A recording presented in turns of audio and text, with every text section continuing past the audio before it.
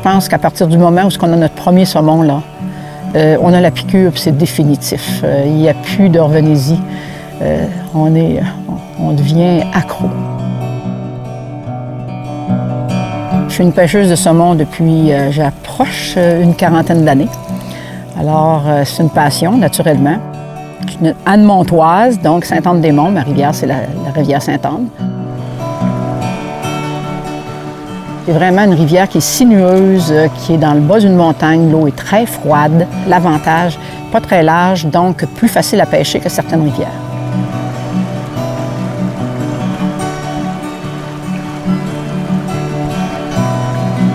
Et dans les vingtaines de dernières années, on a vu arriver de plus en plus de femmes à la pêche au saumon.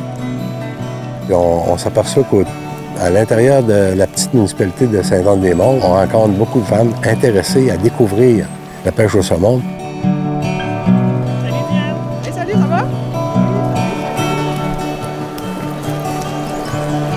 Peu importe la rivière où on voit des femmes qui pêchent.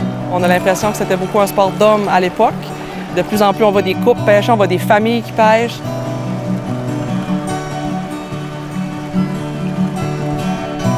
Quand tu as 3 générations, comme on a vu passer dernièrement, les femmes vont se rencontrer pour discuter de la pêche au saumon. Il y a une satisfaction des plus vieilles d'avoir passé le message, puis des plus jeunes qui sont à l'écoute, d'apprendre des bonnes choses, puis d'aller pratiquer ça, puis de se rencontrer à nouveau et de dire « ça a marché » ou « ça n'a pas marché ». Quand j'ai la chance de connaître quelqu'un puis de lui dire, bien, écoute, tu veux apprendre, viens avec moi, puis on va avoir la chance de se pratiquer, puis de profiter tout en apprenant. Il ne faut vraiment pas mettre de pression sur quelqu'un qui apprend. Il faut vraiment que ça soit un plaisir immédiat, OK, de participer à toute la grandeur de ce sport-là.